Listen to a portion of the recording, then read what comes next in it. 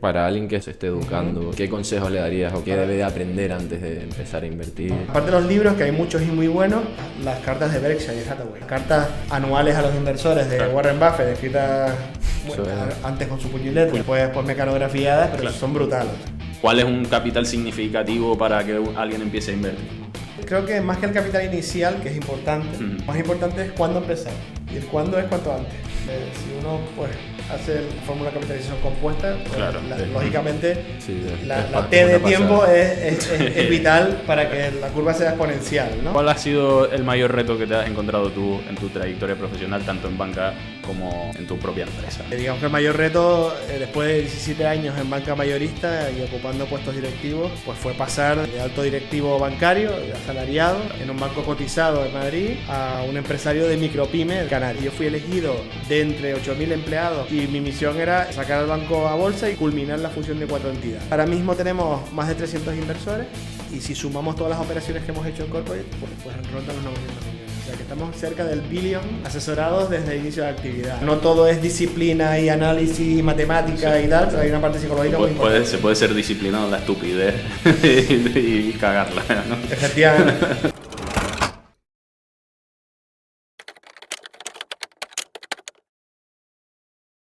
Hola a todos, bienvenidos a este 10º episodio de La Impostura. Hoy estamos con Munesh Melwani. ¿Qué tal, Munesh? ¿Qué tal, Arturo? Bueno, Munesh, para quien no lo sepa, es fundador de Cross Capital y fue CFO adjunto en Banca Cívica. Entonces, por empezar un poco introduciendo, ¿quién es Munesh Melwani? Su historia, su... Sí, ¿cuál ha sido el mayor reto que te has encontrado tú en tu trayectoria profesional, tanto en banca como en tu carrera, en tu propia empresa, ¿no? Digamos. Bueno, la pregunta tiene su calado, ¿no? Digamos que empecé a trabajar en el año 96 en Madrid, de hecho en AFI, donde estaba haciendo el máster, y un poco por costearme también el máster, que era carillo en aquella época y lo sigue siendo ahora, pero lo valió la pena. Digamos que el mayor reto, después de 17 años en banca mayorista y ocupando puestos directivos, pues fue pasar de alto directivo bancario, de asalariado, digamos, claro, en un banco cotizado de Madrid, a un empresario de micropyme, de empresa de menos de 10 empleados en Canarias, ¿no? Un salto chiquitito, ¿no? Sí. Un saldo relevante, digamos que son dos mundos, ¿no? Claro. Y bueno, por contextualizar un poco la trayectoria, diría que en esa transición, ¿no? de la banca a montar mi propia empresa, a ser empresario, destacaría que lo más importante es que una compañía cuente con un buen equipo directivo, ¿no? En lo profesional y en lo humano, ¿no? Los perfiles que debe reunir el equipo directivo pues deben ser una serie de cualidades que hagan que el barco, digamos, tome un rumbo o tome otro, ¿no? Y lo mismo pasa con los consejos de administración, ¿no? Ustedes saben que, bueno, yo estuve una época en Caja Canarias, estuve una época en Cívica, que fue la fusión de 4 cajas de ahorros, y era una etapa convulsa en España en la que había, después de la gran crisis financiera, una motivación, digamos, especial del gobierno dirigida por Europa en reestructurar todo el sector financiero español. Y digamos que, entre comillas, las cabezas de turco eran las cajas de ahorros, ¿no? Pero no, y el chivo expiatorio era que había un mal gobierno corporativo, ¿no? Pero no era así en todas las entidades, lógicamente. Había casos que todavía están en los juzgados, como el caso de Bankia, pero por lo menos en el caso nuestro no era ese, ¿no? Y luego decir que, un poco lo que me preguntaran ustedes antes sin el micro, ¿no? ¿Qué fue un poco el mayor aprendizaje de esa transición, ¿no? Y de trabajar en grandes empresas con muchos empleados? Pues yo diría que el aprendizaje es que después de la compra de CaixaBank, es que eres un empleado más, ¿no? Un número más, por mucho que seas directivo, claro, ¿no? A no ser que seas un ejecutivo nivel CEO o presidente, que también lo son, están al merced del Consejo de Administración, sí, ¿no? No hay nada que te asegure. Por eso, ¿no? Entonces, al final, yo fui elegido en esa fusión de 4 entidades, yo fui elegido por un headhunter internacional de entre 8.000 empleados para formar parte del comité de dirección del banco que se iba a crear. Y mi misión era sacar al banco a bolsa y culminar la fusión de 4 entidades, ¿no?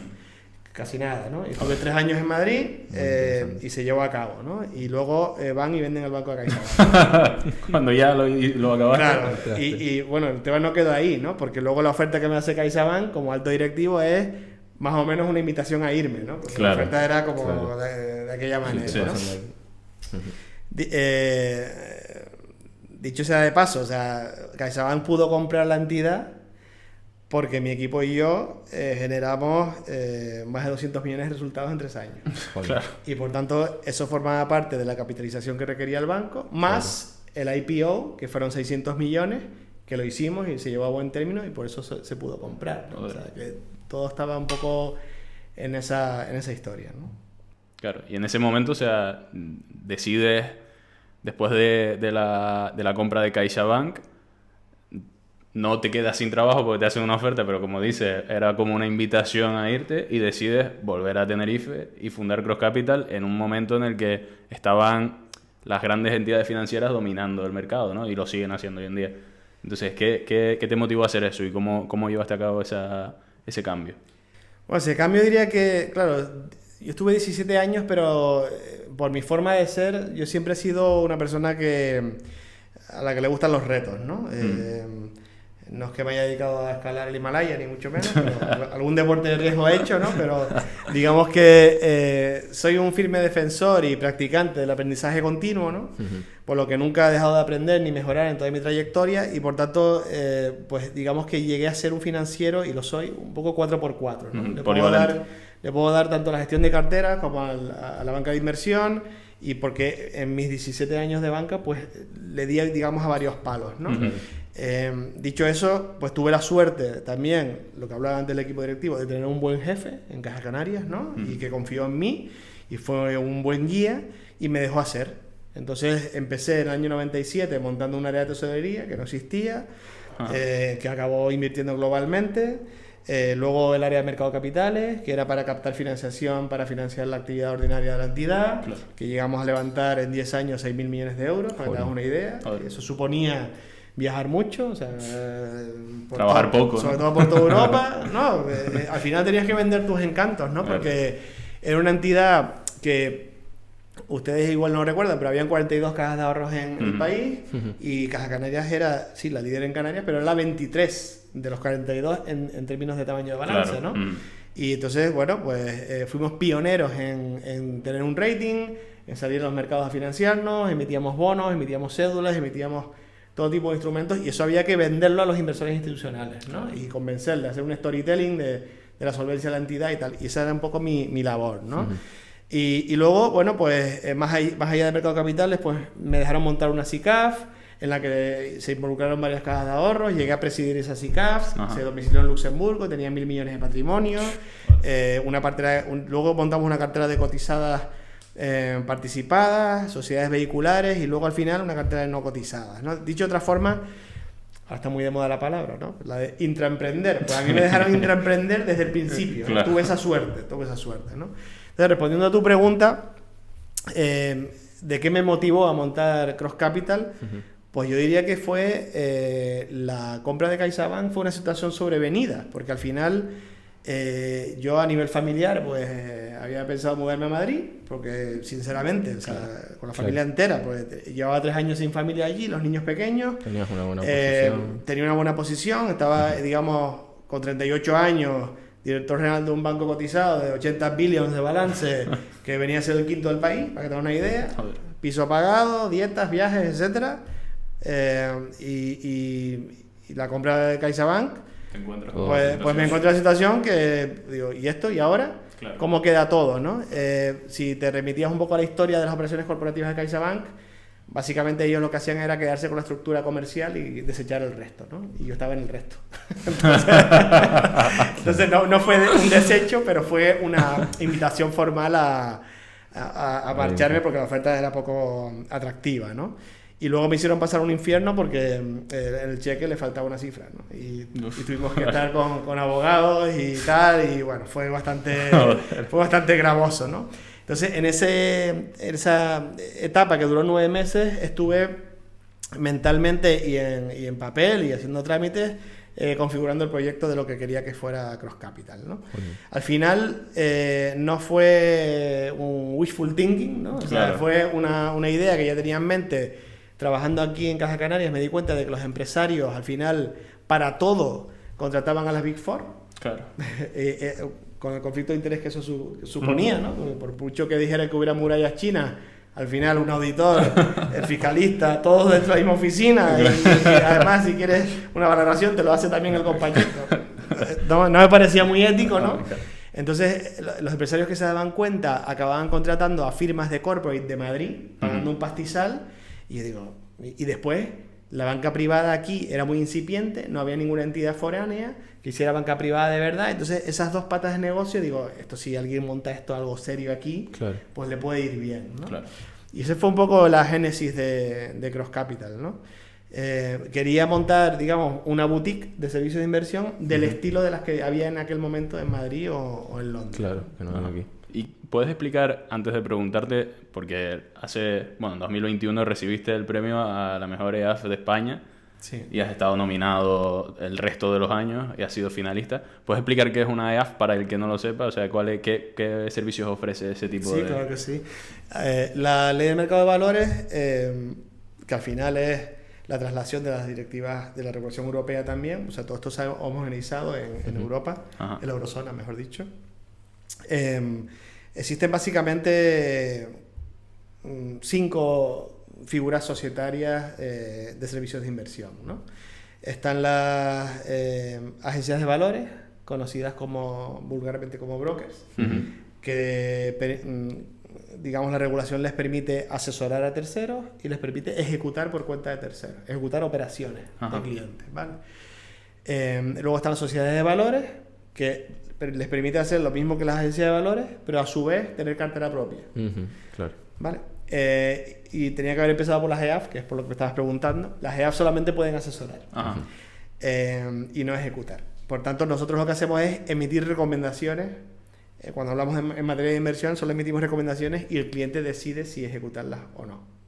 Otra cosa es que nosotros, por colaboraciones con bancos X, pues tengamos un circuito de forma que de hecho como operamos, ¿no? Tenemos acuerdos con bancos que ejecutan y hacen de depositario y custodio de las transacciones que nosotros recomendamos. Entonces digamos que hay una fluidez, ¿no? en la forma de operar.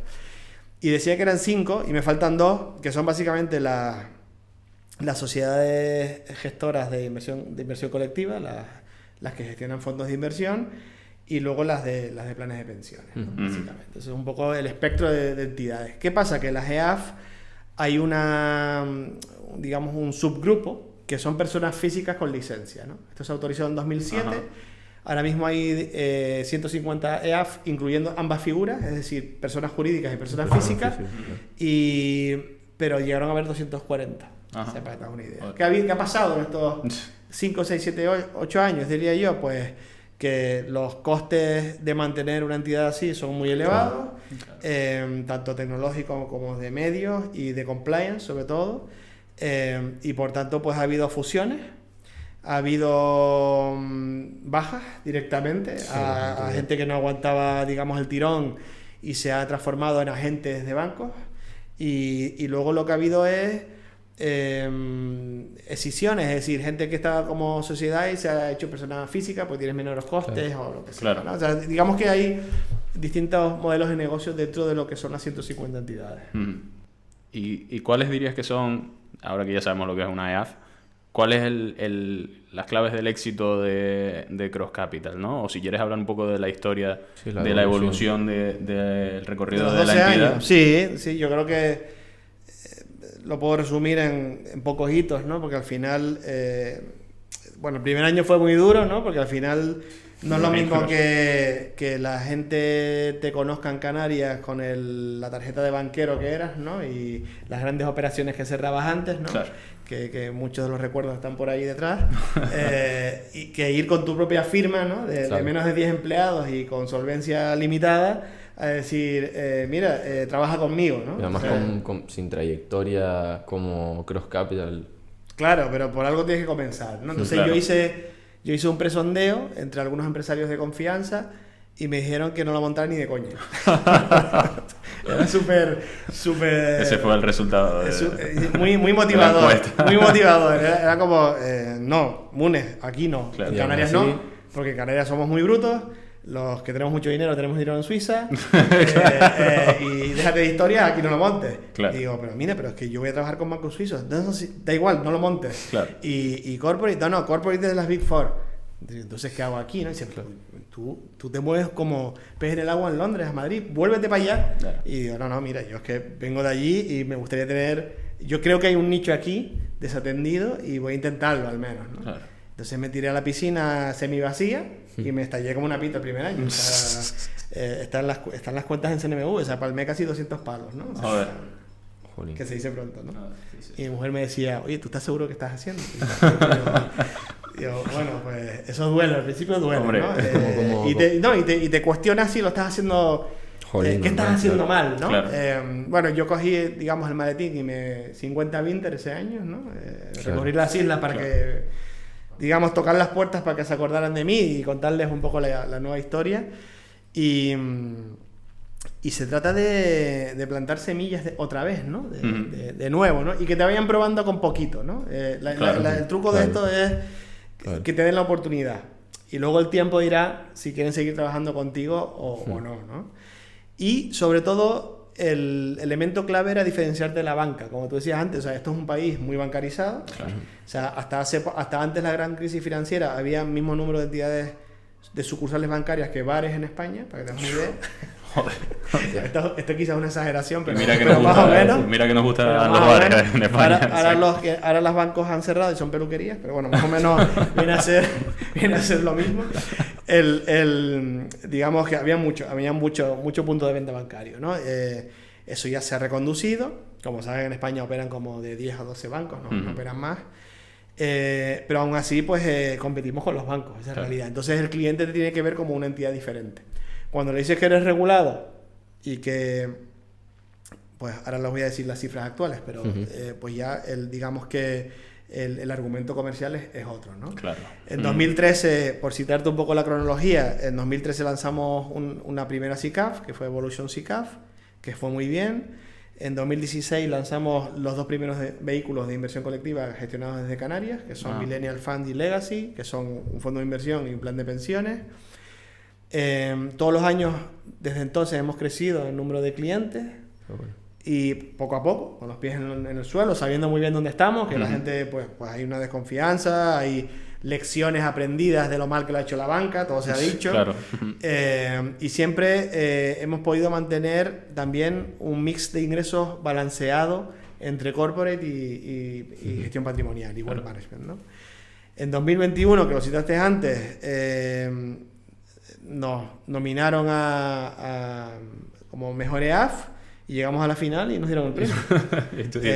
Y digo, pues algo bien habremos hecho en estos primeros años, ¿no? Claro. Pero también es verdad que fue el primer año en el que hicimos una operación muy novedosa, que fue la primera emisión de bonos verdes en Canarias, ¿no? Esto consistió en el tranvía de Tenerife, que nos dio la oportunidad de asesorarles en reestructurar su deuda. Ellos tenían, esto es público, o sea, tenían deudas con distintas entidades, entre ellos el Banco Europeo de Inversiones, lo tenían a un tipo de interés que no les favorecía, y tenían el tamaño suficiente y la solvencia suficiente como para salir al mercado. Entonces, eso fue una oportunidad que nosotros los convencimos, digamos, pero al ser un ente público tuvimos que concurrir en concurso. Y entonces concurrimos con Bankinter, BBVA, Santander, etcétera. Y nosotros fuimos de la mano de un banco que es partner, que es Crédit Agricole, que son líderes en bonos a nivel mundial. Y dijeron, oye, Munes, vemos esta oportunidad. Además eran líderes en bonos verdes en Europa. Y bueno, por una relación histórica que tengo con la entidad, pues dijeron, vamos juntos y vamos a competir con la banca española. Y nos dieron el mandato. Qué bueno. Y entonces conseguimos, iba a ser en 2020, pero luego vino el COVID y lo hicimos en 2021, ¿no?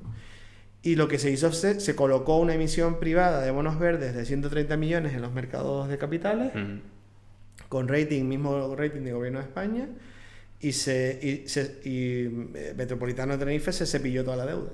O sea, toda la deuda bancaria que tenía, ahorrándose unos costes financieros tremendos, ¿no? Joder. Y eso fue un poco la operación del año y coincidió con el premio del año. O sea que algo tendría que ver, ¿no? Luego en 2024 destacaría que en la parte corporate firmamos una alianza con un partner muy importante, que es Arcano, que es la firma líder en banca de inversión en España, firma privada, y con la que estamos trabajando en varios frentes, ¿no? La alianza abarca tanto en el lado de la inversión, productos de inversión alternativa, estilo venture capital, capital riesgo, y fondos de inmobiliarios y también deuda privada a empresas. Y luego en la parte de corporate, pues asesoramos operaciones sobre todo de M&A y de reestructuración de deuda, ¿no? Yo creo que nos da, digamos, por ser sincero, o sea, tengo un equipazo en Madrid que nos da servicios de una manera espectacular.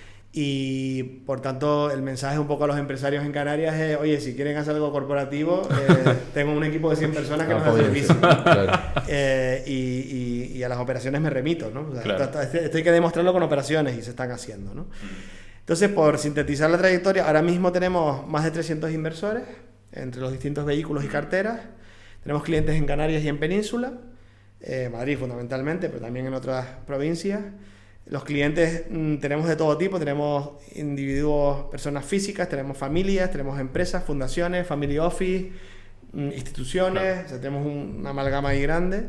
Estamos con algo más de 100 millones en gestión patrimonial, acumulados en asesoramiento, y si sumamos todas las operaciones que hemos hecho en corporate, pues rondan los 900 millones. O sea que estamos cerca del billón asesorados desde el inicio de la actividad, ¿no? Y eso es un poco con la cifra que me gustaría que se quedaran, ¿no? Claro. Entonces esos empresarios que me dijeron: Munes, no te lances, pues yo estoy encantado de que sean clientes. Estoy encantado de que sean clientes. Joder. ¿Y cuáles, como te decía antes, cuáles crees que son las claves que te han permitido demostrar a esas empresas que a lo mejor tenían cierta reticencia al principio o a gente que ni siquiera te conocía, demostrar que de verdad tienes esa habilidad y que te confiasen en ti, ¿no? Claro, Canarias, como sabes, es muy pequeño, ¿no? Y hay un boca a boca, y hay gremios empresariales, hay gremios sectoriales.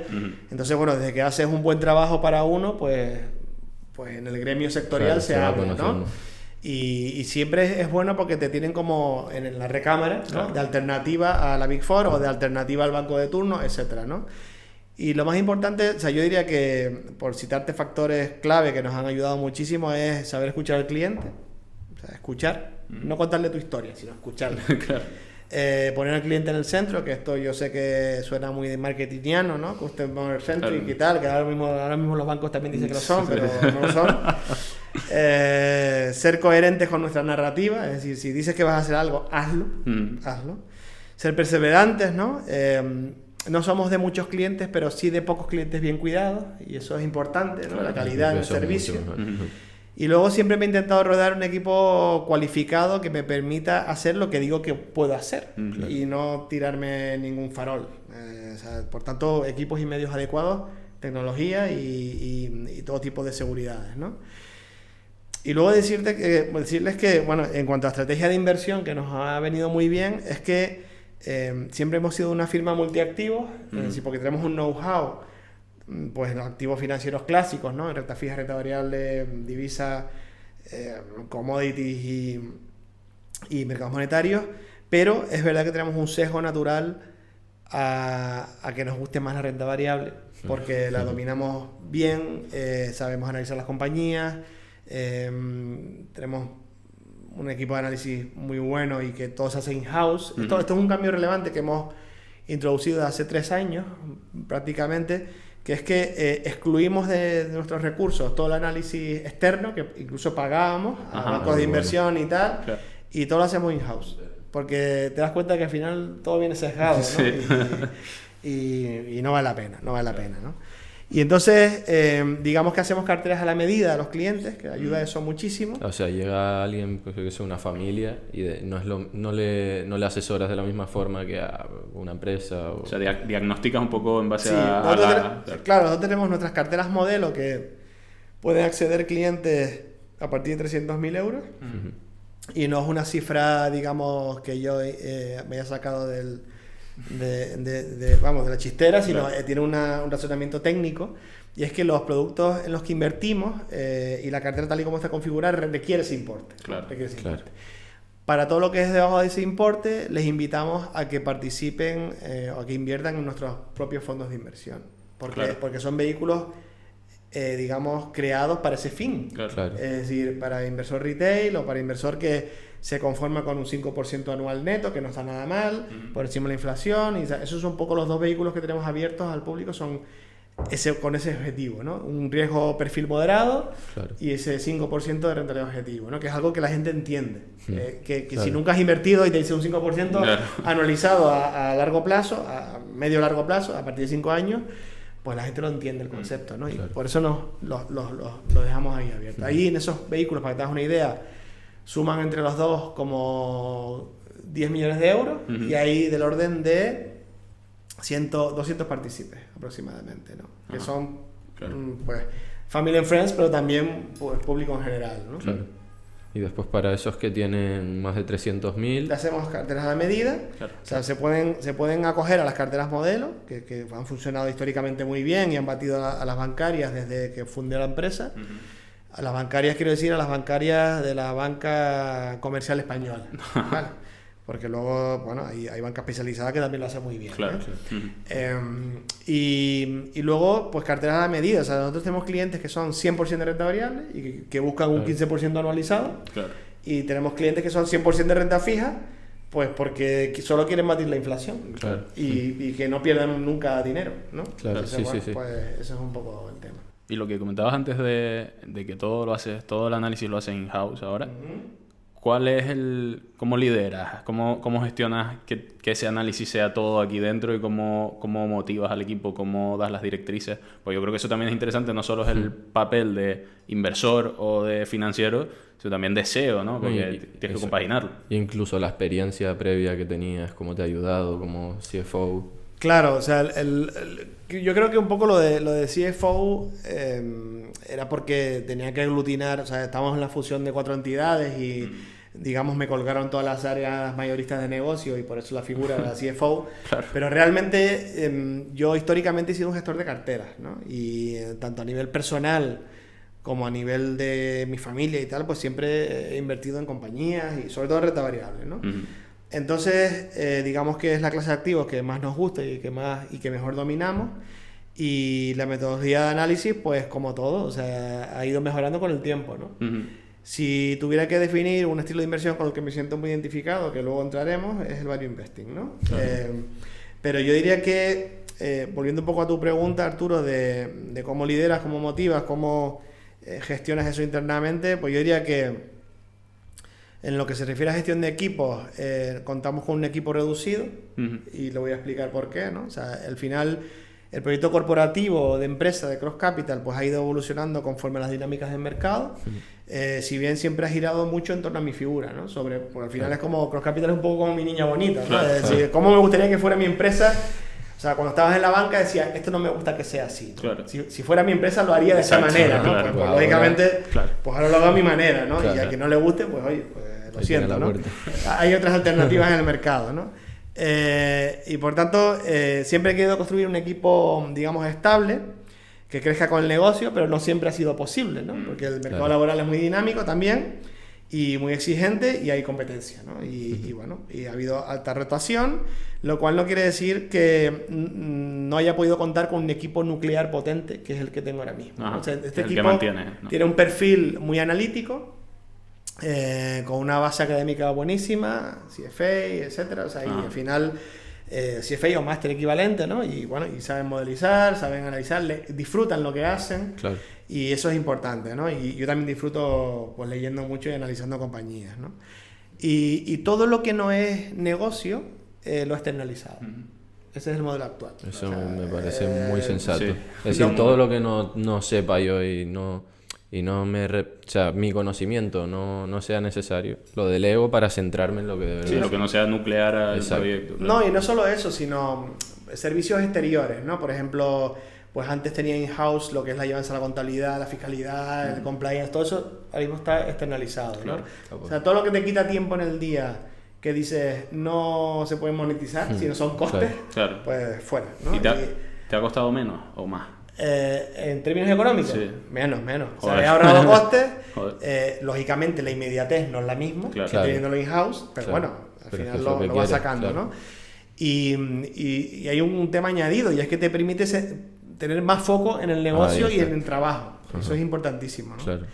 Y la forma de gestionar y motivar, pues yo diría que por mi forma de ser, la gente que me conoce más de cerca, es dar ejemplo, ¿no? O sea, yo digamos que soy un poco estoico, es decir, me logro sobreponer a las adversidades, me gusta competir con los grandes, Claro. veas el ejemplo de los bonos verdes que puse, y llevarnos el gato al agua, ¿no? Y entonces las cosas se demuestran con operaciones y con hechos, ¿no? Y yo creo que mi equipo, que me ha visto hacer cosas que al principio parecía que no se podían conseguir, pues se han hecho, ¿no? Y bueno, es un sector muy competitivo, como decías tú al principio, tocamos a las mismas puertas que toca la banca, Claro. pero los clientes que ya nos conocen, que pues esto no es una startup, Claro. llevamos 12 años, y la gente que nos ve el valor diferencial, pues ya dice, no, está Cross Lo valoran, Capital y claro. está la banca, Claro. son cosas Distintas, distintas, ¿no? Trabajan a veces juntos, pero son distintas, ¿no? Y lo que sí me gusta a mí es premiar a mi gente, pues la fidelidad, el sobreesfuerzo, ¿no? Cuando dan más de lo que se les pide o cuando toman iniciativas que están un poco fuera del guión o del rol, Claro, pues todo eso hay que premiarlo, ¿no? Yo creo que es fundamental. De hecho, a mí me gusta también, o sea, si alguien tiene una inquietud del equipo que quiere formarse en algo y en ese momento pues no tiene recursos económicos, pues yo De hecho, es muy bueno, encantado. claro, Eso lo hablábamos nosotros en otro podcast con Recuenco, Ah. que eso es positivo, es decir, incentivar no al dar pases horizontales, sino a ir hacia adelante Claro. y premiar a la persona que va más allá de lo que le exige.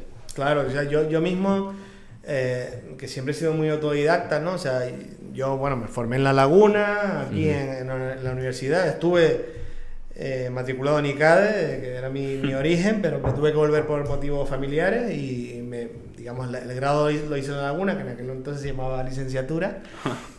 Luego me fui a Madrid con mis propios recursos, becado, por expediente a AFI, y a partir de ahí, pues, me metí en la banca, ¿no? Pero eso no significa que luego no me haya formado, porque al final te tienes que ir, tienes que ser humilde y decir, no tengo conocimiento en esta materia. Claro. Y entonces, y si tienes recursos económicos, pues te formas. Por tanto, hice un posgrado de emprendimiento en el IE, yendo incluso fines de semana. Luego hice un curso en el COVID de transformación digital en MIT.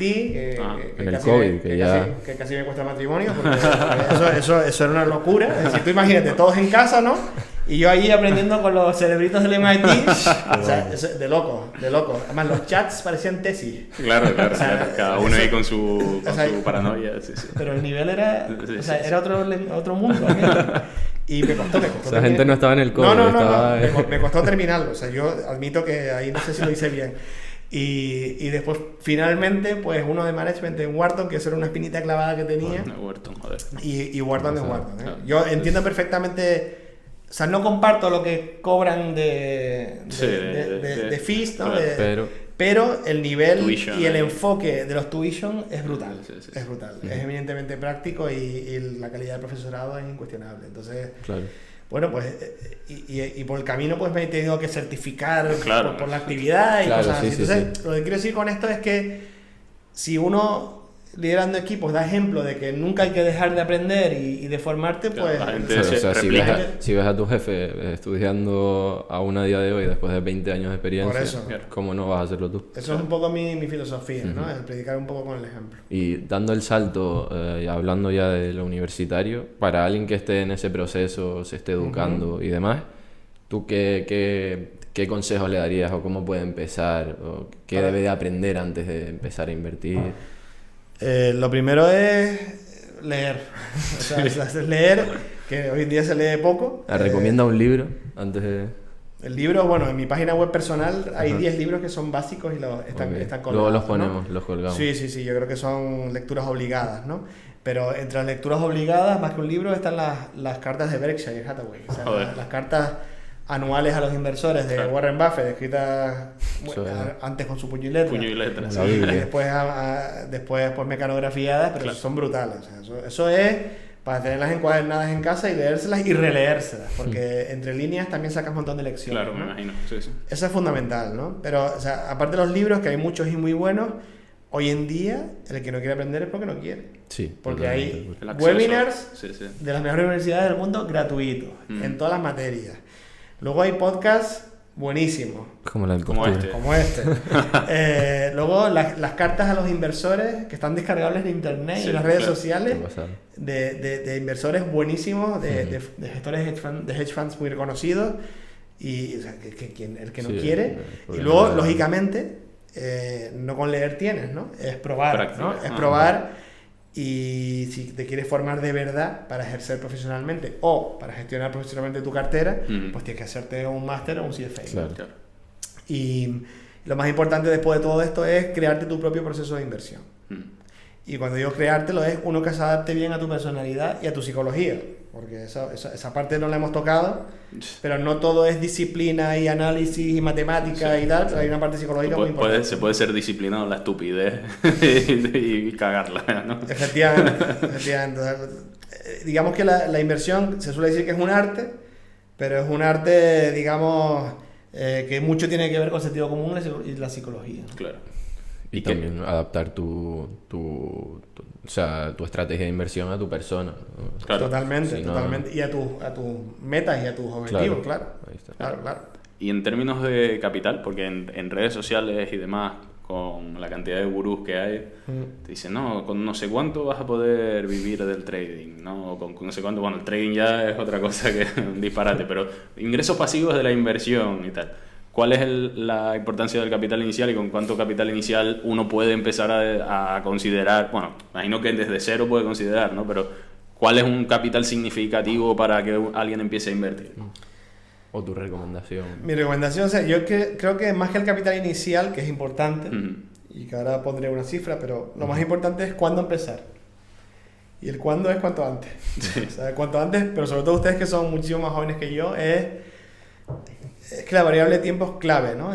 Si uno pues hace la fórmula de capitalización compuesta, pues, claro, lógicamente sí, la T de tiempo es vital para que la curva sea exponencial, ¿no? Y por tanto, si no se tiene mucho dinero al principio, pues se puede aplicar lo que llaman los americanos un DCA, ¿no? Un Dollar Cost Averaging, ¿no? Es decir, que uno va poniendo poco a poco y vas haciendo coste medio en la inversión que has elegido. Y por tanto lo importante es el tiempo que estás invertido y no tanto acertar con el momento adecuado para entrar o salir, ¿no? Claro. Siempre dentro de un enfoque a largo plazo, que es un poco nuestra filosofía, ¿no? ¿Cuándo empiezas a saborear las ganancias? Pues si tienes un capital inicial de 100.000 es mucho mejor que uno de 10.000. Claro. Porque ganarle un 10% a 100.000, pues dice, oye, pues con un 10.000 euros se pueden hacer cositas, ¿no? Claro, pero lo ideal es invertir el dinero que no quieres tocar, porque si no sería interrumpir la capitalización compuesta, ¿no? Claro. Y también sudas más, es decir, pasas más nervios, lo pasas peor, claro, no actúas tanto de manera racional, porque piensas en, es que cómo pierda esto. Claro, entonces bueno, te digo que lo del capital inicial no es tan relevante como el tiempo, ¿no? Y la constancia, eso sí. Y la constancia. Yo personalmente, no sé si lo hago bien, pero yo recomiendo siempre, si alguien me pregunta desde mi absoluta ignorancia, aunque sea 20 o 30 euros, pero mes a mes, como no eres conocedor del mercado, regularmente, mejor es que lo hagas mes a mes y no especulando con el momento ideal, pues eso suele ser lo que suelen pensar, no, es buen momento ahora, porque tratas de dar con la guía del éxito que nunca la vas a conseguir, o que es muy complicado o aleatorio, si lo puedes hacer. Sí, o sea, los mercados por naturaleza, sobre todo el de renta variable, son alcistas a largo plazo, ¿no? Sí. Y tiene un sentido, y básicamente el sentido que la gente dice, no, siempre sube. Digo, sí, siempre sube, pero cuidado, porque hay 13 años planos que te pueden coger con el pie cambiado y te quedas 13 años con cara de... Claro. Pero siempre suben, sí. ¿Por qué? porque las empresas tienden a crear valor para el accionista. Eso no pasa en todos los mercados, pero sí pasa en Estados Unidos, pasa en los mercados desarrollados. ¿Vale? En China están empezando ahora. Sí. En Japón cada vez son más conscientes de que tienen que crear valor para el accionista. Pero en Estados Unidos es la máxima, o sea, es, claro, es primordial. maximizar, ¿no?, el valor que se aporta. Totalmente, ¿no? Entonces, por eso dice, no, si no sabes elegir compañías, invierte en un ETF que replique el S&P y listo, ¿no? Claro. Y es una buena estrategia pasiva de largo plazo. Y a los resultados nos podemos remitir, ¿no? Ahora, de ahí a decir que la gestión activa no tiene sentido, dígaselo a Warren Buffett. Claro. Yo estoy invertido en Berkshire desde hace, yo qué sé, 12 años. Joder. Y en Apple desde hace 10 años. Y eso es gestión activa. Claro. Porque he elegido compañías. Claro. Y una es directa, que es Apple, en la que estoy invirtiendo en lo que yo creo que no es el producto, sino es otra cosa. Digamos, una marca, es una fidelidad, es una sensación de pertenencia, es una experiencia, un branding y un estatus. Y luego está Berkshire, que tengo el mejor gestor del mundo que me gestiona mi dinero. Entonces, pues chico, ¿qué quieres que te diga? Es como tirar el balón parado, ¿no? Y además lo lleva haciendo 60 años, no 2, sino 60, sí, que tienes ¿no? trayectoria de Claro. Con su Coca-Colita y tal, y su McDonald's. Entonces tú dices, bueno, ¿hay algún sucesor? Porque este señor tiene 90 y tantos. Pues sí, los que él ha formado. Claro. ¿Va a cambiar algo? Pues seguramente cambiará algo, Hombre, pero la escuela la ha montado. ¿Hay otros candidatos en el mercado americano que se le puedan asemejar, salvando las distancias? Sí, claro que los hay. ¿Qué opinión tienes de Bill Ackman? Por ejemplo, ese es el que iba a nombrar. Sí. ¿No? Estamos invertidos a través de Millennial en Pershing desde hace tiempo y una de las principales posiciones. Es un tío muy, muy inteligente. Y un poco lo que decías antes del timing, ¿no? De si entrar ahora o no entrar ahora, sabiendo que los mercados son alcistas y ahora están en máximos, siempre habrá nuevos máximos, ¿no? Claro. Entonces lo peor es quedarte fuera, ¿no? Claro. Ahora bien, hay momentos que son como de cajón para entrar, ¿no? Claro. Por ejemplo, en COVID, ¿no? Ajá, Pero claro. ¿dónde tenía la gente la cabeza en el COVID? Nos vamos al traste. Claro. El fin del mundo. El fin del mundo. El caos. El caos, las mascarillas. Y mientras estabas tú con el curso del MIT y por otro lado No, diciendo, no. espérate que yo voy a ir. Claro, yo invertí muchísimo. Claro. Y los clientes de Cross Capital que me hicieron caso en ese momento, que muchos no quisieron porque les daba miedo todo, ¿no? Pero los que me hicieron caso hicieron las ganancias de 7 años en 1. Claro. Claro, porque la reflexión mía, que yo, pues como empecé en el 96, como dije antes, yo he vivido como 8 o 9 crisis, ¿no? La más grande, la GFC, la gran crisis financiera, que duró casi 10 años, ¿no? O los efectos duraron casi 10 años. Pero lo que no puede ser, incluso con un virus, que ahora suena muy fácil decirlo, ¿no? Pero lo que no me encajaba a mí era que una compañía perdiera su valor en un 80% en 3 días. Claro. Sin sentido, claro. O sea, ¿qué pasa? Que se han destruido todos los camiones, toda la maquinaria. Exacto, todos los edificios ya no son propiedad, no vale nada, vale cero. Claro. No hay una correlación real entre el valor de mercado. Si te creías que la humanidad se iba a acabar, pues tenía sentido, ¿no? Pero yo, que soy siempre optimista por naturaleza, digo, mira, yo, perdona, pero o sea, la liquidez que tengo la voy a meter en esto, en esto, ¿no? Y así fue, y vamos, lo pasé pipa después. A disfrutar. Claro, disfrutar, pero no todo el mundo tiene esa tranquilidad y esa entereza y ese estómago, ¿no? De decir, no, mira, esto no puede valer esto. Claro. O sea, y así fue, ¿no? Entonces, hay momentos que son muy importantes para poderlos aprovechar, ¿no? Claro. Y en cuanto a ese inversor que empieza ahora con los 50 euros mensuales o lo que pueda, ¿qué plataformas o cómo invierte ese dinero? ¿A través de qué? Y también el inversor profesional como tú, ¿no? O sea, ¿cuál es la diferencia entre plataformas y cuáles son las mejores? Claro. Vamos a ver, no voy a hacer... nadie me sponsoriza aquí, o sea que puedo hablar libremente, ¿no? Hemos probado, a título particular, he probado muchas, ¿no? Yo diría que las plataformas bancarias españolas de la banca online no son las más adecuadas por motivos de ejecución y por motivos de costes. Claro. Yo, pues, si pudiera recomendar alguna, recomendaría Interactive Brokers, que creo que es bueno, saben que es un broker cotizado americano, muy solvente, Sí.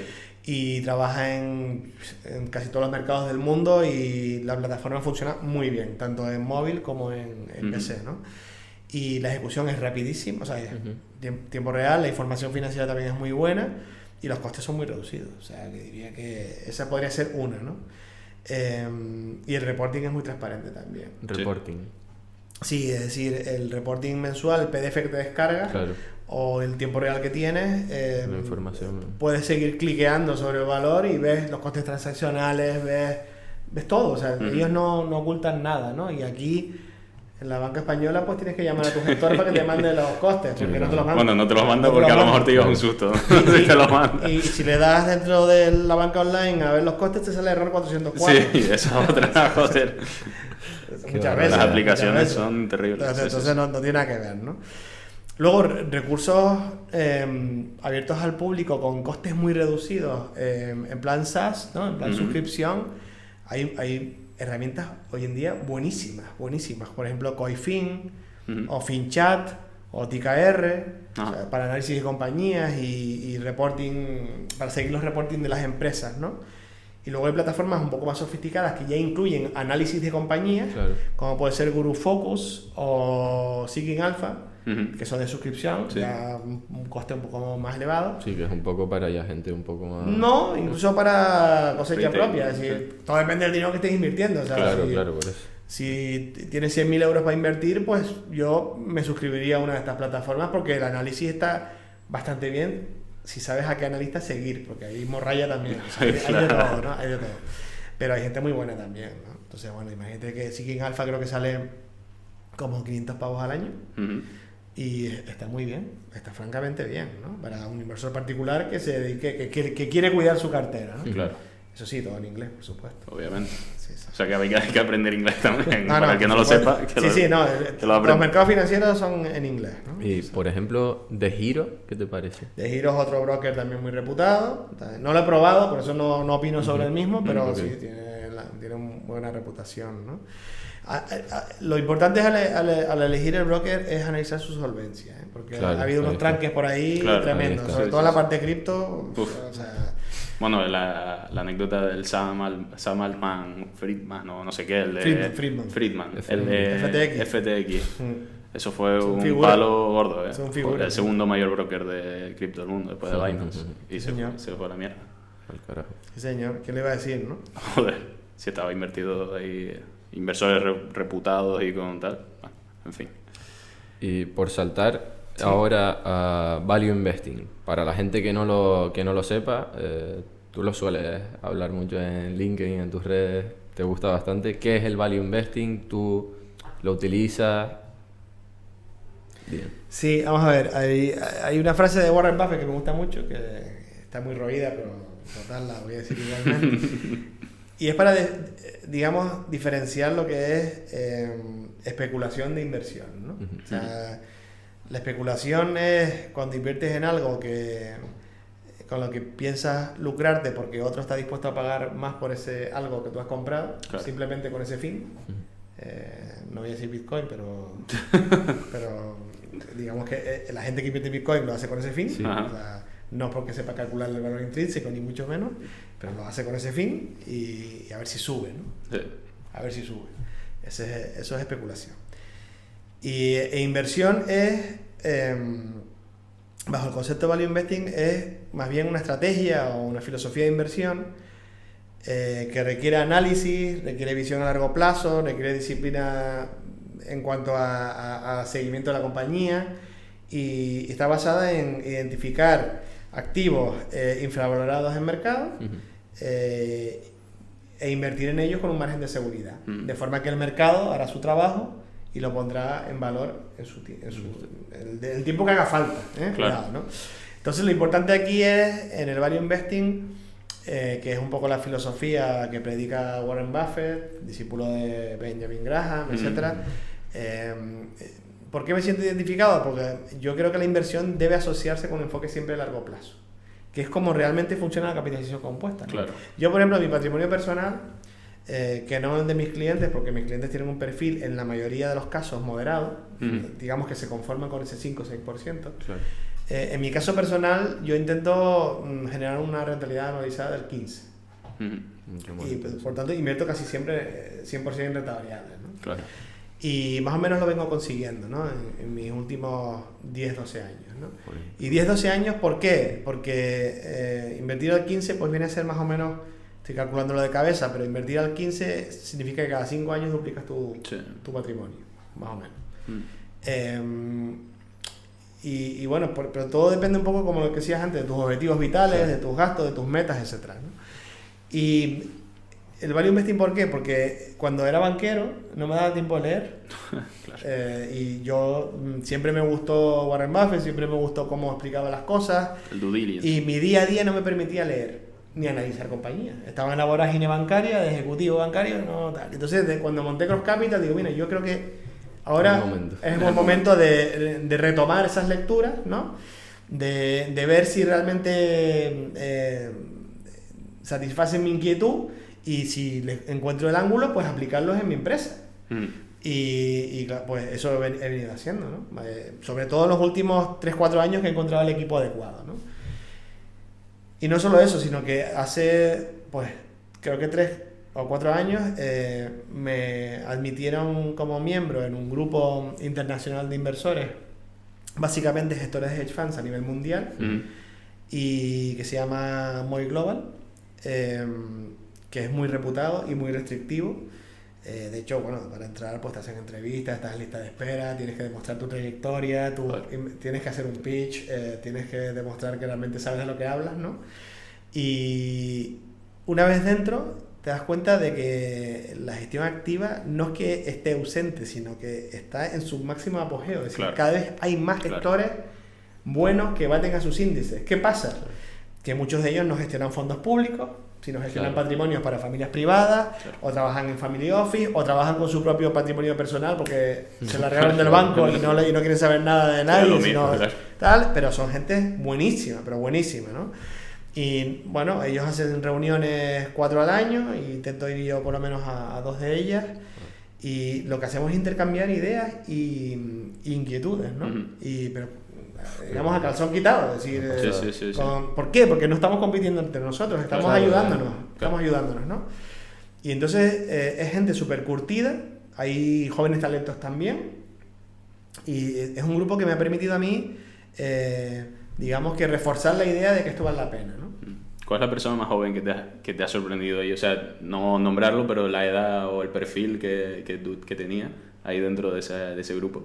En el grupo internacional, 2 hermanos, que seguramente darás con ellos, porque son 2 hermanos, creo que gemelos alemanes, que gestionan un fondo en Alemania. Sí, tienen 22 años. ¿En serio? Sí. Joder. Y han levantado como 80 kilos. Pero lo han hecho muy bien, ¿eh? O sea, ganaron el típico concurso universitario de análisis de compañías. Luego se presentaron a otro concurso más internacional. En Madrid hay como 200 al año de eso. Claro. En Alemania hay menos. Y al final los apadrinó un banco de inversión, ¿no? E incluso les regaló un coche o alguna cosa. Entonces salieron a la tele y se hicieron súper mediáticos. Y entonces dicen, bueno, pues ahora es el momento de lanzar nuestra firma, ¿no? Y por lo visto un family office les apoyó en el setup y lo están haciendo muy bien. Pero gente muy seria. O sea, digamos, estos no salen de marcha por la noche.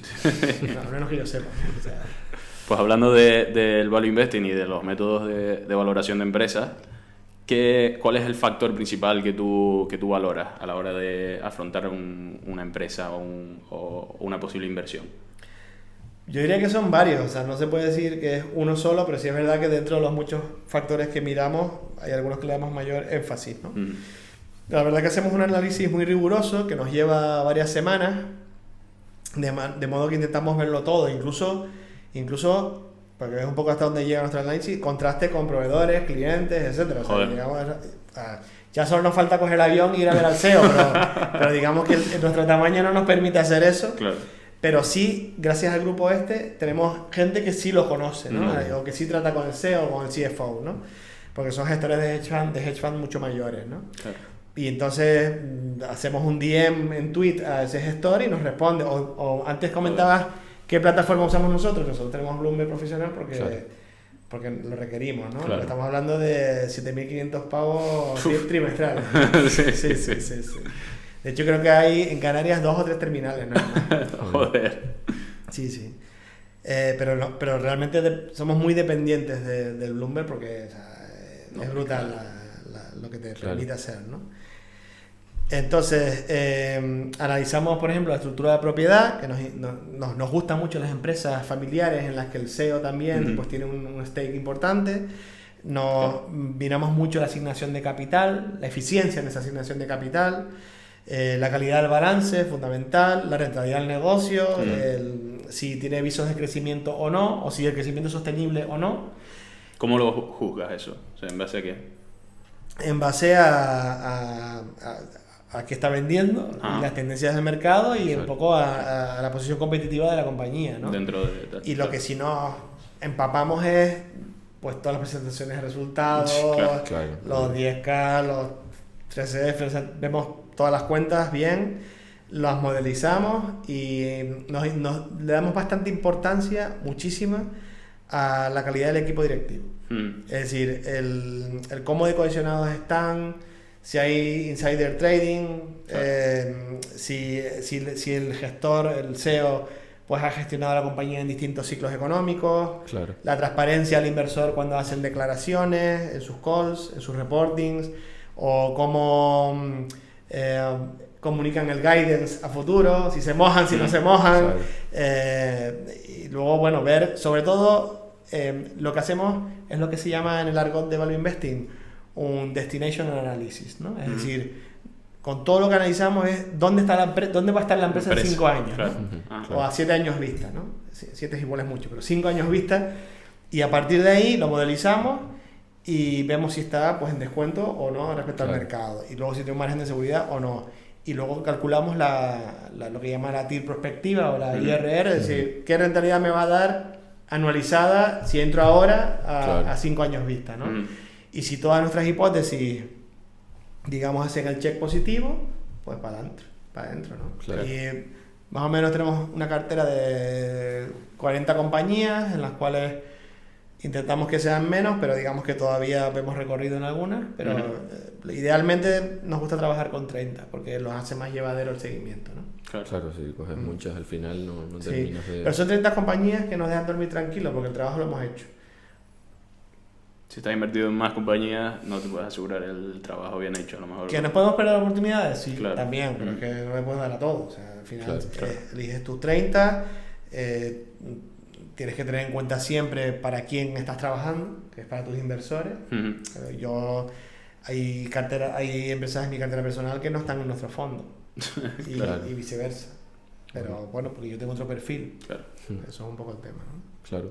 ¿Y de dónde muchas veces el inversor retail tiene problemas para acceder a esos datos que a lo mejor el inversor profesional sí tiene acceso a través de terminales Bloomberg, por ejemplo, o demás, ¿no? ¿Cuáles son unas plataformas de datos en las que se puedan obtener esos datos de empresa para poder modelizar o para que alguien que esté desde su casa empezando pueda acceder a esos datos? Pues un poco las que te comentaba antes, o sea, FinChat y TKR son muy buenas.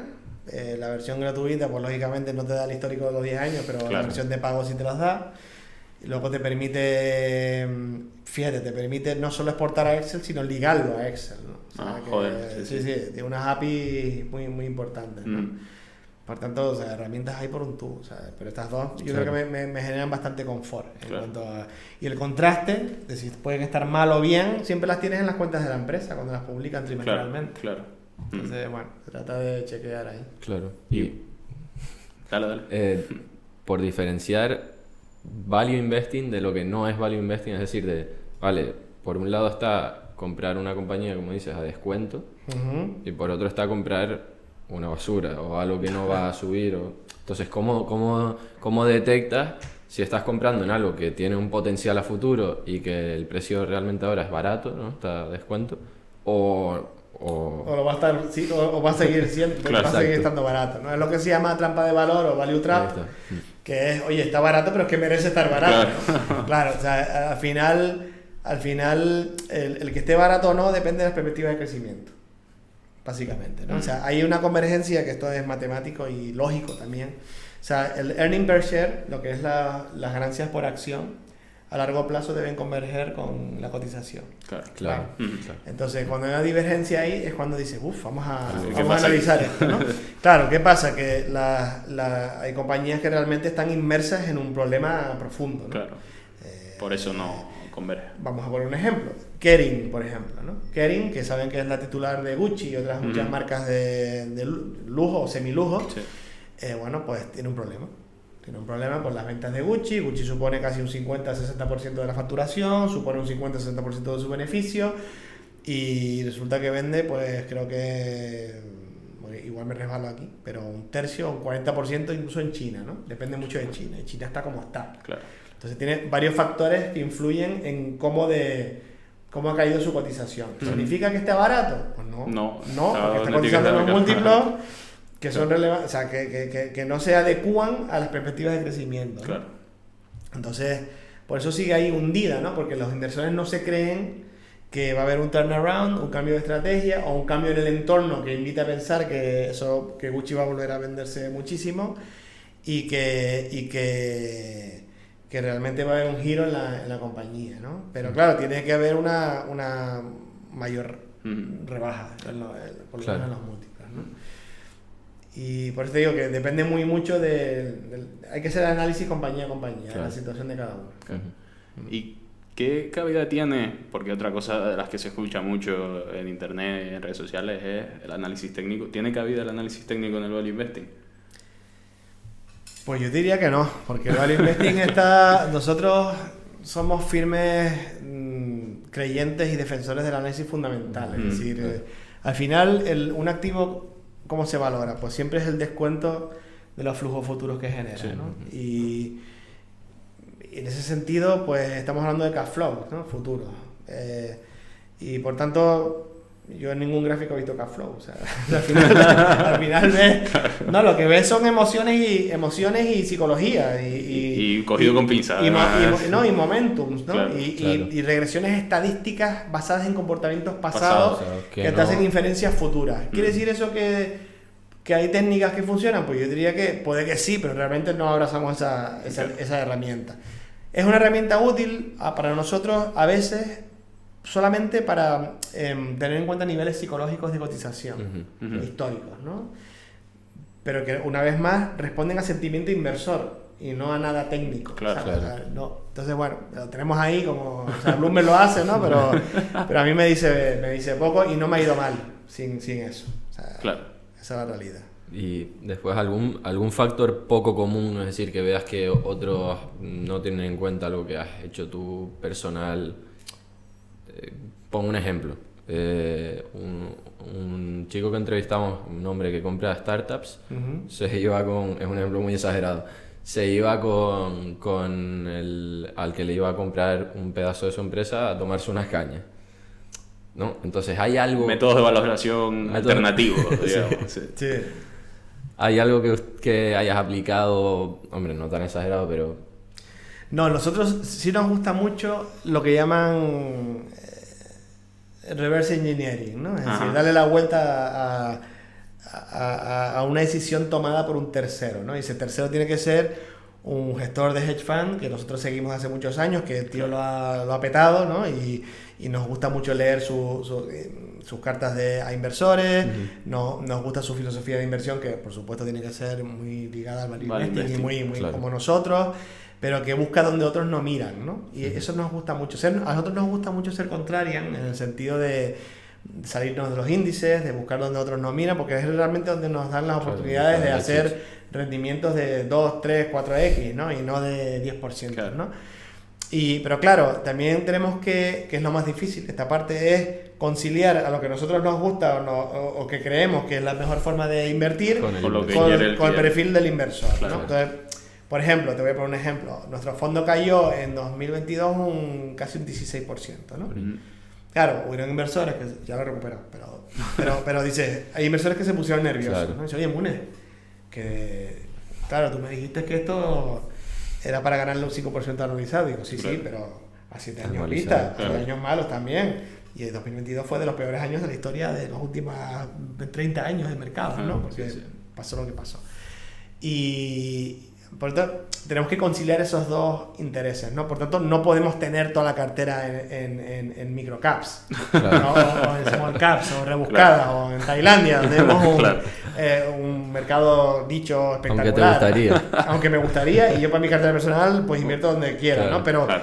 pero tenemos que, en la medida en que gestionamos el patrimonio de terceros, hay una cosa importante y nos diferencia, que antes preguntaba factores de éxito de Cross Capital, y es que, claro, yo coinvierto mi propio patrimonio personal con los clientes, en todo Skin lo in que the recomendamos. game, ¿no? Skin in the game, eso es regla número 1 para nosotros, ¿no?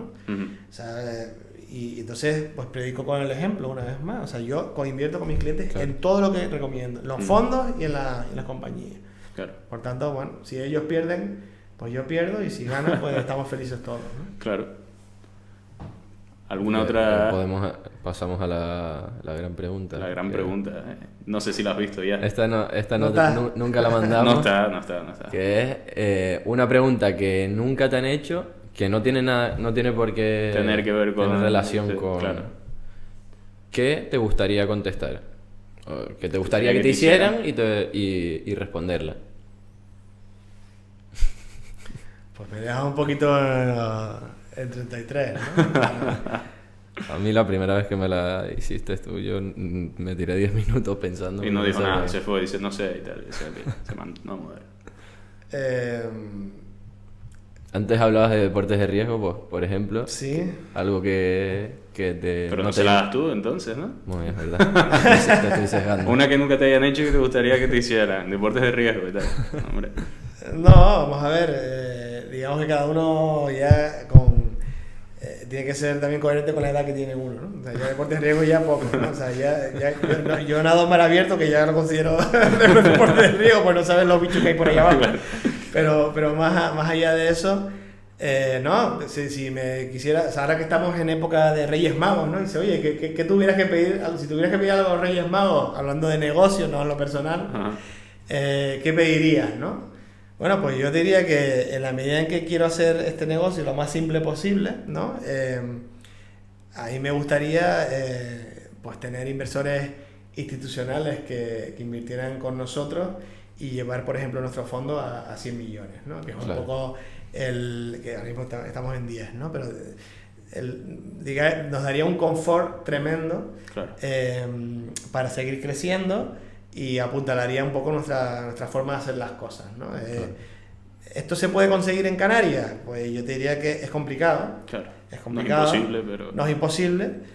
Cuando la gente se conciencie de la porquería de fondos en los que están invertidos con marca bancaria, que eso todo hay que decirlo, y que son los que más se venden, y los que más se venden porque no porque los pida el cliente, sino porque los bancos se lo colocan. Claro. Y muchos de ellos en Canarias, por cierto, nadie ha hecho el contraste, yo lo hice hace un par de años, cruzando datos de Banco España con los de la CMV, y hay más de 1.200 millones en fondos de inversión. Joder. Entonces, claro, dice, chico, ¿por qué no Joder. puede haber 100 millones En el mío. O sea, que somos una firma independiente y intentamos hacerlo lo mejor que podemos invirtiendo yo mi propio dinero, ¿no? Entonces, y siendo completamente transparentes, nuestras cartas a inversores, te recomiendo que te las bajes. Les recomiendo que te las bajes. Están Yo disponibles. se las paso igualmente, sí. Ah. Yo se las paso igualmente, por si acaso no está actualizada la última en la web. Ok. Pero se las comparto porque no tienen nada que envidiar a las cartas de inversores de hedge funds. O sea, realmente son completamente transparentes, argumentando por qué invertimos en cada compañía, qué ha acontecido en la última compañía. Todo transparente, O sea, todo muy transparente completo. y que un poco reflejando el trabajo que hacemos aquí de análisis in-house, ¿no? Claro. No, eso es un buen valor. Joder.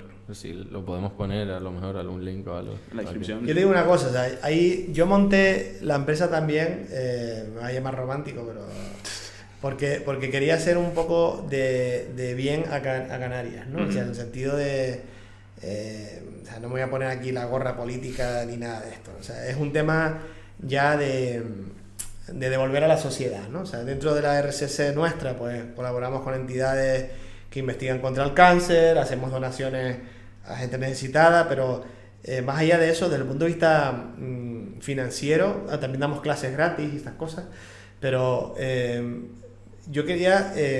tú sabes que las pensiones públicas están quebradas, ¿no? Sí. O sea, y luego la renta per cápita en Canarias es la tercera más baja del país después de Andalucía y Extremadura, ¿no? Sí. Y claro, yo digo, ¿por qué la gente no se conciencia de que tiene que invertir en los mercados de la mano de profesionales independientes para que tengan unos ahorros a futuro? Porque realmente después de los 65 vas a estar a dos velas, ¿no? Y la gente no se conciencia.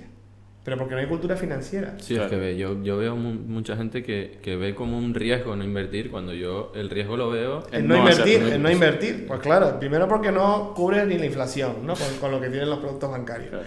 Y segundo porque te fríen a comisiones, ¿no? Ajá. Y entonces yo digo, pero ¿por qué la gente no es consciente, no? Y luego aquí nos viene mucha gente, pues rescaldados o arrepentidos de trabajar con la banca, el típico fondo azul, no sé qué tal, un montón de que en 10 años, que en 10 años le ha dado 0,16%, ¿no? Acumulado. ¿no? Así tiene uno de 6 de riesgo, claro. Claro, y dice Mune, es que no ganamos nada con esto. Digo, chicos, pero es que... Claro. Pero en parte, o sea, hay 40.000 fondos de inversión comercializados en España.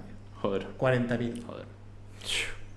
Número de fondos, ¿vale? Y en el patrimonio de fondos de inversión en España, que creo que estamos en récord, superando los 300.000 millones, resulta que a través de la banca se coloca, pues yo creo que el 95%, Claro. o por ahí. Entonces, claro, son como ventas masivas, ¿no? de este producto, que es el mejor producto que puede tener uno para invertir, para iniciarse en el mundo de la inversión, Claro. ¿no? Y claro, si esto es como todo, ¿no? Si estás en Movistar Plus y ahora te ponen Apple TV, pues ya te quedas, ¿no? Claro. Pues ahora con la banca es lo mismo. Si Claro. tienes la nómina, la tal, la hipoteca, fondo, tal, no sé qué, claro. pues ahora te colocan el fondo. Pues, Claro. pero tienen que salir de ahí. O sea, el banco está para lo que está. Para ser Y dinero. la inversión tiene que ir por otro lado. Eso se han dado cuenta en el mundo anglosajón desde los años 60. Y para que te hagas una idea, en España hay 150 EAF, ¿vale? En Reino Unido, 2.500. Joder. Y en Estados Unidos, 25.000. Entonces, El orden de magnitud. ¿qué está pasando aquí? Claro. Que hay un lobby bancario. Claro. Y los gobiernos de turno apoyan al Lo lobby apoyan. bancario. Entonces, si no rompemos ese círculo vicioso, pues quien peor lo va a llevar y quien más dependiente va a estar del Estado es la población. Ciudadano en de general. pie, claro. Entonces, eso hay que coger el megáfono y decirlo, ¿no? Porque es la realidad. Y la gente no es consciente de que gracias a los avances médicos va a vivir 90 y tantos años, ¿no? Claro. Y claro, y desde los 65 a dos velas con la pensión, pues ya miras tú, ¿no? Claro. Totalmente. Muy bien. Sí, haz un apunte. Yo quería hacer una última pregunta, Sí. que es, si te dieran 1 millón de euros ahora, ¿qué harías? ¿Cómo lo gestionarías? ¿Dónde lo invertirías? Pues no te puedo decir nombres de compañías concretas que estamos analizando porque estaría feo, ¿no? Pero desde luego en bolsa, sí. En bolsa, renta variable. Sí, renta variable, pero sin duda. Si ¿Algún sector? No. Hay empresas muy de nicho que el mercado las tiene olvidadas. Sectores aburridos. Cuando digo aburridos es fuera de la inteligencia artificial y la robótica, claro, y todo lo que está de moda. De moda no, en tendencia de crecimiento, digamos. Y te diría que hay una divergencia enorme de valoración en las small mid caps respecto a las large caps. Entonces, en el segmento de small mid caps hay muchísimas oportunidades, pero muchísimas, cuando digo muchísimas, es cientos. Joder. Ahora, hay que hacer un screening importante con los parámetros más cualitativos, ¿no? Claro. Equipos directivos, transparencia, MOT, tal. Claro. Y entonces al final a lo mejor te quedan 15 compañías, ¿no? en las que conviene centrar tu foco, ¿no? Tanto en Estados Unidos como en Europa, como en Asia. En Asia ahí, lo que pasa es que en Asia el problema que tenemos es mi corresponsal local, ¿no? ¿Quién te da el feedback allí? Bueno, pues, claro, se nos queda un poco como más lejos, ¿no? Claro. Y a la hora de analizar las cuentas, pues... Complicado. no, porque la contabilidad no siempre Claro. es comparable y tienes que tener más precaución. Y fiable. Y fiable, pero hay compañías, bueno, incluso en China, hay compañías espectaculares. Espectaculares. De hecho, te voy a nombrar una que tenemos en cartera y lo puedo decir. Regalito de Navidad. regalito de Navidad, que todavía puede crecer muchísimo, es Pax. Pax. Y tú la estás usando sin saberlo. Porque, a ver. Los datáfonos blancos que ves por ahí, que te Ajá. cobran, son Pax. Los pequeñitos. Los pequeñitos y los más, los que y los tienen, más alargados. sí, Los que de son la- Android, ¿no? Los de Que la tienen gasolinera. móvil. Ajá. Los de la gasolinera. Ajá. Son Pax. Pax Global. Y eso es una compañía china cotizada en Hong Kong Ujú. que tiene todas las de crecer. Joder. Ya ha crecido algo, ¿no? pero quiero Así decir queda. que buscando Ese tipo de ese tipo oportunidades. de ¿no? oportunidades, como te digo, líderes de nicho.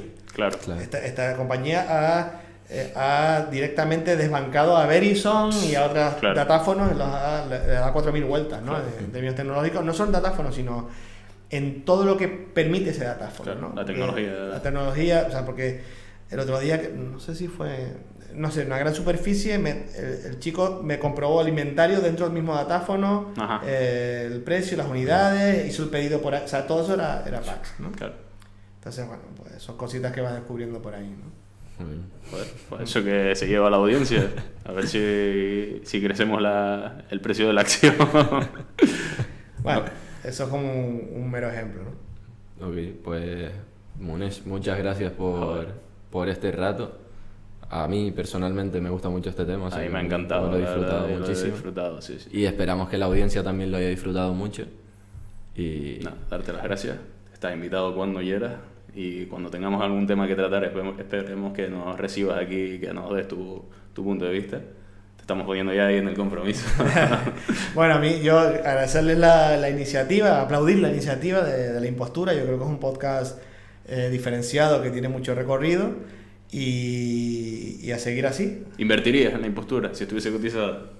¿Tú le ves un Sí, yo creo valor que, a futuro? yo creo que puede tener un largo recorrido. Si le dan siempre con el mismo ímpetu, pues tiene recorrido. Sí. Joder, pues muchas gracias y gracias a la gente por ver el vídeo. Esperemos que les haya gustado y nos vemos en el siguiente capítulo. Venga, gracias.